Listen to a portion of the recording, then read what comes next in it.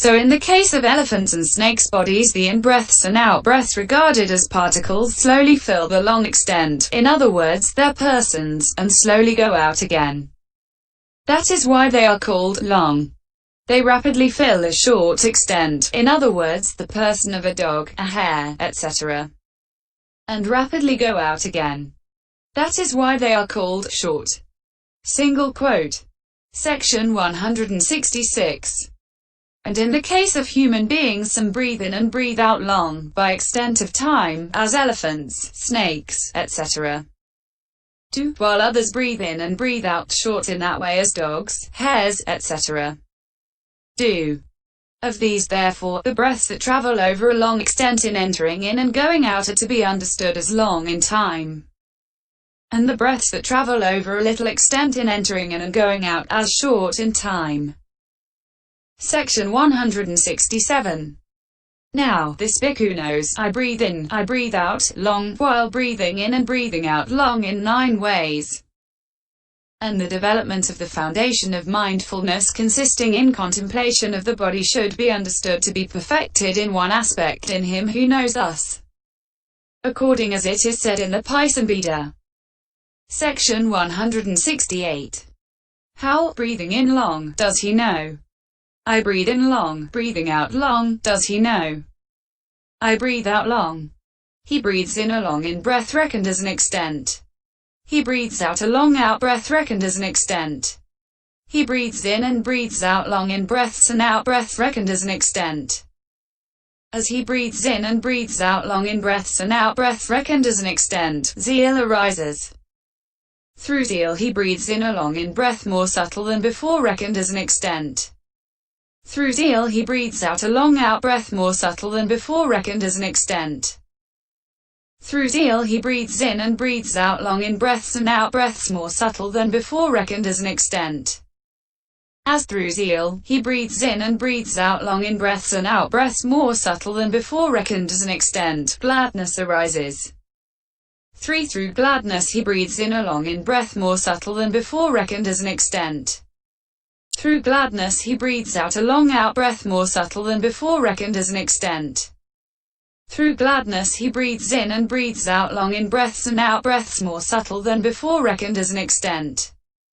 As through gladness he breathes in and breathes out long in-breaths and out-breaths more subtle than before reckoned as an extent, his mind turns away from the long in-breaths and out-breaths and equanimity is established. Long in-breaths and out-breaths in these 9 ways are a body. The establishment. Foundation. 47 is mindfulness. The contemplation is knowledge. The body is the establishment. Foundation. But it is not the mindfulness. Mindfulness is both the establishment, foundation, and the mindfulness. By means of that mindfulness and that knowledge he contemplates that body. That is why development of the foundation, establishment, of mindfulness consisting in contemplation of the body as a body, CD 2290, is said. Pi 177. Section 169. Opening parenthesis. B. The same method of explanation applies also in the case of short breaths. But there is this difference. While in the former case, a long in-breath reckoned as an extent, is said, here, a short in-breath reckoned as a little duration, Pi 182, is given.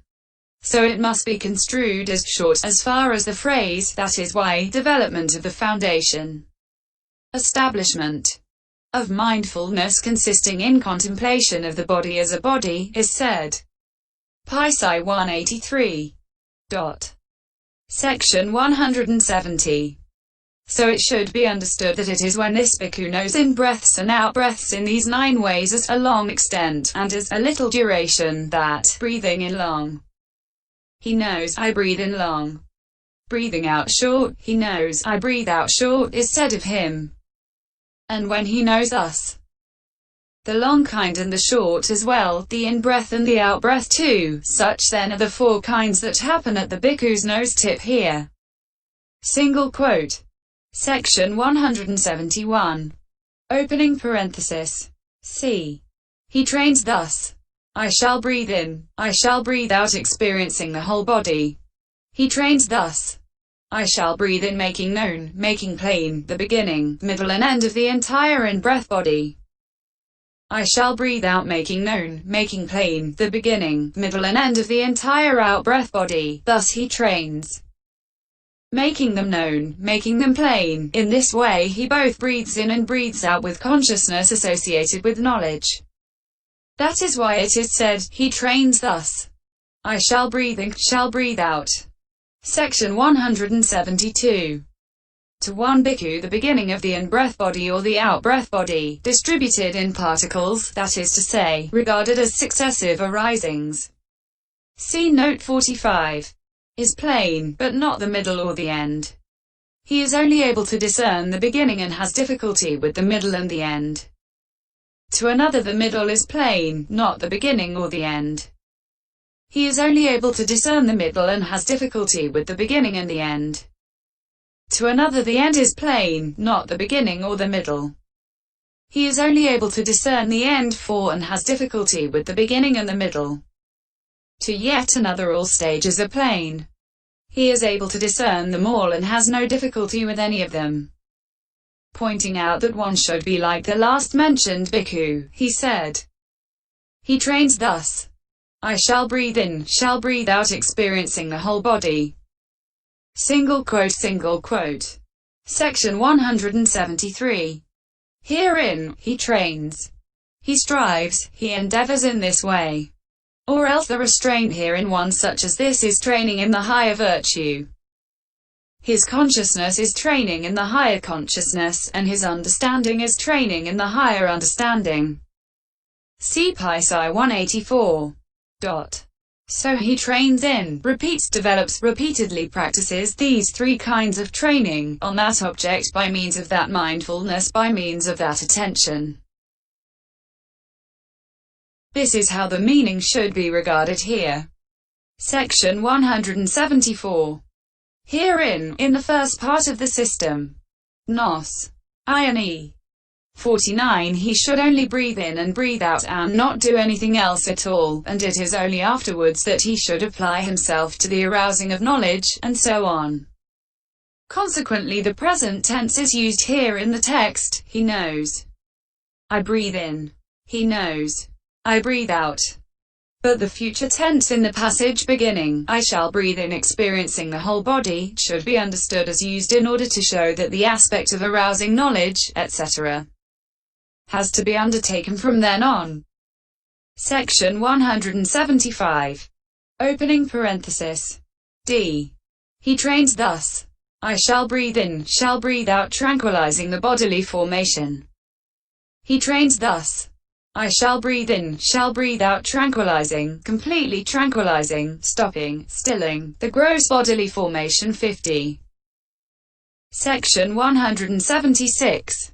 And here both the gross and subtle state and also progressive tranquilizing should be understood. For previously, at the time when the bhikkhu has still not discerned the meditation subject, his body and his mind are disturbed and so they are gross. And while the grossness of the body and the mind has still not subsided, the in-breaths and out-breaths are gross. They get stronger. His nostrils become inadequate, and he keeps breathing in and out through his mouth. But they become quiet and still when his body and mind have been discerned. When they are still, then the in-breaths and out-breaths occur so subtly that he has to investigate whether they exist or not.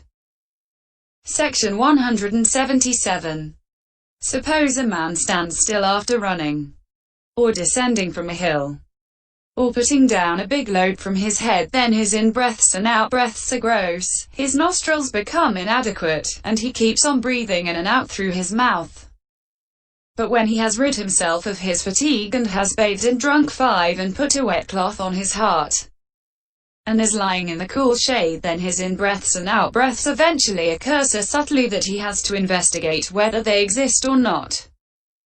So too, previously, at the time when the bhikkhu has still not discerned, he has to investigate whether they exist or not. Section 178. Why is that? Because previously, at the time when he has still not discerned, there is no concern in him, no reaction, no attention, no reviewing, to the effect that I am progressively tranquilizing each grosser bodily formation. But when he has discerned, there is. So his bodily formation at the time when he has discerned is subtle in comparison with that at the time when he has not. Hence the ancients said, the mind and body are disturbed, and then in excess it occurs. But when the body is undisturbed, then it with subtlety occurs. Single quote. Section 179. In discerning the meditation subject, the formation is gross, and it is subtle by comparison in the first jhana access. Also it is gross in that, and subtle by comparison in the first jhana. In the first jhana and second jhana access it is gross, and in the second jhana subtle. In the second jhana and third jhana access it is gross, and in the third jhana, subtle. In the third jhana and fourth jhana access it is gross, and in the fourth jhana it is so exceedingly subtle that it even reaches cessation. This is the opinion of the Dhyan Sutta reciters. But the Majjhima reciters have it that it is subtler in each access than in the jhana below two in this way. In the first jhana it is gross, and in the second jhana access it is subtle by comparison, and so on. It is, however, the opinion of all that the bodily formation occurring before the time of discerning becomes tranquilized at the time of discerning. And the bodily formation at the time of discerning becomes tranquilized in the first jhana access, and the bodily formation occurring in the fourth jhana access becomes tranquilized in the fourth jhana. This is the method of explanation in the case of serenity. Section 180. But in the case of insight, the bodily formation occurring at the time of not discerning is gross, and in discerning the primary elements it is by comparison subtle. That also is gross, and in discerning derived materiality it is subtle. That also is gross, and in discerning all materiality it is subtle. That also is gross, and in discerning the immaterial it is subtle. That also is gross, and in discerning the material and immaterial it is subtle. That also is gross, and in discerning conditions it is subtle. That also is gross, and in seeing mentality materiality with its conditions it is subtle. That also is gross, and in insight that has the characteristics of impermanence, etc. as its object it is subtle. That also is gross in weak insight, while in strong insight it is subtle. Herein, the tranquilizing should be understood as the relative tranquility of the subsequent compared with the previous. Thus should the gross and subtle state, and the progressive tranquilizing, be understood here. 6. Section 181. But the meaning of this is given in the Paþisambhida together with the objection and clarification thus. How is it that he trains thus? I shall breathe in, shall breathe out, tranquilizing the bodily formation. What are the bodily formations? Long in-breaths, out-breaths, experiencing the whole body belong to the body. These things, being bound up with the body, are bodily formations. He trains in tranquilizing, stopping, stilling, those bodily formations. When there are such bodily formations whereby there is bending backwards, sideways in all directions, and forwards, and perturbation, vacillation, moving and shaking of the body, he trains thus. I shall breathe in, tranquilizing the bodily formation. He trains thus. I shall breathe out, tranquilizing the bodily formation. When there are such bodily formations whereby there is no bending backwards, sideways in all directions, and forwards, and no perturbation, vacillation, moving and shaking of the body, quietly, subtly, he trains thus. I shall breathe in, tranquilizing the bodily formation. He trains thus. I shall breathe out, tranquilizing the bodily formation. Single quote. Section 182. Objection. So then, he trains thus. I shall breathe in, tranquilizing the bodily formation. He trains thus. I shall breathe out, tranquilizing the bodily formation. That being so, There is no production of awareness of wind. And there is no production of in-breaths and out-breaths. And there is no production of mindfulness of breathing. And there is no production of concentration through mindfulness of breathing, and consequently the wise neither enter into nor emerge from that attainment. Section 183. Clarification. So then, he trains thus. I shall breathe in tranquilizing the bodily formation. He trains thus. I shall breathe out tranquilizing the bodily formation. That being so, there is production of awareness of wind. And there is production of in-breaths and out-breaths. And there is production of mindfulness of breathing, and there is production of concentration through mindfulness of breathing, and consequently the wise enter into and emerge from that attainment. Section 184. Like what? Just as when a gong is struck. At first gross sounds occur and consciousness occurs because the sign of the gross sounds is well apprehended, well attended to, well observed. And when the gross sounds have ceased, then afterwards faint sounds occur and consciousness occurs because the sign of the faint sounds is well apprehended, well attended to, well observed. And when the faint sounds have ceased, then afterwards consciousness occurs because it has the sign of the faint sounds as its object.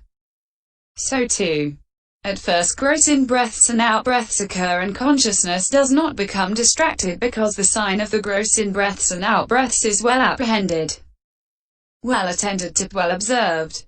And when the gross in-breaths and out-breaths have ceased, then afterwards faint in-breaths and out-breaths occur and consciousness does not become distracted because the sign of the faint in-breaths and out-breaths is well apprehended, well attended to, well observed. And when the faint in-breaths and out-breaths have ceased, then afterwards consciousness does not become distracted because it has the sign of the faint in-breaths and out-breaths as its object. That being so, there is production of awareness of wind. And there is production of in-breaths and out-breaths. And there is production of mindfulness of breathing, and there is production of concentration through mindfulness of breathing, and consequently the wise enter into and emerge from that attainment. Section 185. In-breaths and out-breaths tranquilizing the bodily formation are a body. The establishment, foundation, is mindfulness. The contemplation is knowledge. The body is the establishment, foundation. But it is not the mindfulness. Mindfulness is both the establishment, foundation, and the mindfulness. By means of that mindfulness and that knowledge he contemplates that body. That is why development of the foundation, establishment, of mindfulness consisting in contemplation of the body as a body, is said. Pi 184-186. This, in the first place, is the consecutive word commentary here on the first tetrad, which deals with contemplation of the body. Opening parenthesis. Method of development. Section 186. The first tetrad is set forth as a meditation subject for a beginner. 52 But the other three tetrads are respectively set forth as the contemplations of feeling, of the manner of consciousness, and of mental objects, for one who has already attained jhana in this tetrad. So if a clansman who is a beginner wants to develop this meditation subject, and through insight based on the fourth jhana produced in breathing, to reach arahantship together with the discriminations, he should first do all the work connected with the purification of virtue, etc., in the way already described, after which he should learn the meditation subject in 5 stages from a teacher of the kind already described. Section 187. Here are the 5 stages: learning, questioning, establishing, absorption, characteristic.